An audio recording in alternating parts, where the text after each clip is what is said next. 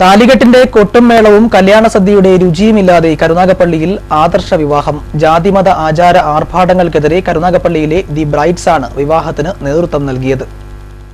അലുംകടവ് രത്നാലയത്തിൽ രത്നാകരന്റെ മകൻ പ്രമോദും ആദിനാട് വടക്ക് പോക്കോട് കണ്ടത്തിൽ ബാബുവിന്റെ മകൾ പാറുവുമാണ് ആർഭാടങ്ങളുടെ അരങ്ങാകാറുള്ള കല്യാണങ്ങൾക്ക് അപവാദമായി മാതൃക കാട്ടിയത്.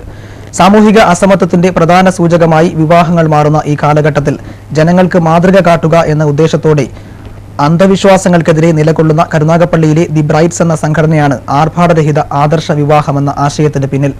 താലികെട്ടോ കല്യാണ സദ്യയോ ഇല്ലാതെ നടന്ന വിവാഹം കേവലം ഹാരാർപ്പണത്തിൽ ചടങ്ങുകൾ തീർത്തു. അനുമോദന സമ്മേളനം പന്ന്യൻ രവീന്ദ്രൻ ഉദ്ഘാടനം ചെയ്തു. മുഖ്യപ്രഭാഷണം നടത്തിയ എം അൻസാർ സ്ത്രീധനം എന്ന അനാചാരത്തിനെതിരെ വാചാലനായി. അദ്ദേഹത്തെ കുറിച്ച് വായിച്ചറിഞ്ഞിട്ടുള്ളവർക്കെല്ലാം അറിയാം. ഇവിടെ ഇപ്പോൾ വിതരണം ചെയ്ത മിശ്രവിവാഹ വേദിയുടെ പുസ്തകത്തിന്റെ മുൻപിൽ നിൽക്കുന്ന നമ്മുടെ സംസ്ഥാന വനം വകുപ്പ് മന്ത്രി ശ്രീ ബിനോയ് വിശ്വത്തിന്റെ ചരിത്രം വായിക്കുന്നവർക്കറിയാം. വിജയമാലാലിക്കുമുണ്ട്. ഞാനും വിവാഹം കഴിച്ചത് സ്ത്രീധനം വാങ്ങാതെയാണ്, ചോദിച്ചിട്ട് പോലുമില്ല. അപ്പൊ എനിക്ക് ഈ സമ്മേളനത്തിൽ തീർച്ചയായും പങ്കെടുക്കാൻ അവകാശമുണ്ട്. ഇത് ഈ സ്ത്രീധനം എന്ന് പറയുന്ന സമ്പ്രദായം സമൂഹത്തിലെ മാരകമായ രോഗങ്ങൾ പോലെ, ക്യാൻസർ പോലെ മാരകമായ ഒരു വിപത്താണ്. ഇതിനെതിരായ ബോധവൽക്കരണം,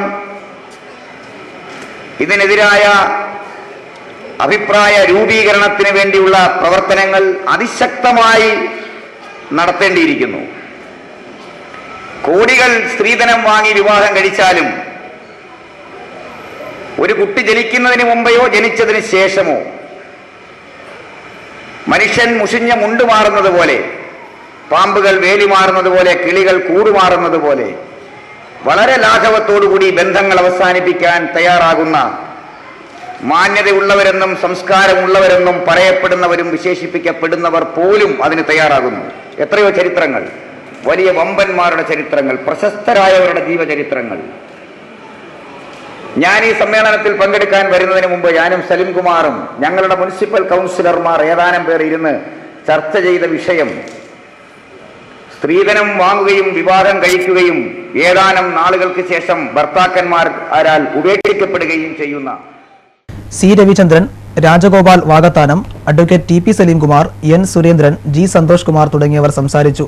തുടർന്ന് നടന്ന ദിവ്യാത്ഭുത അനാവരണം കപട ദിവ്യാത്ഭുതങ്ങളുടെ ശാസ്ത്രീയ രഹസ്യങ്ങൾ ജനങ്ങൾക്ക് മുന്നിൽ തുറന്നുകാട്ടി. ദൃശ്യ ന്യൂസ്, കരുനാഗപ്പള്ളി.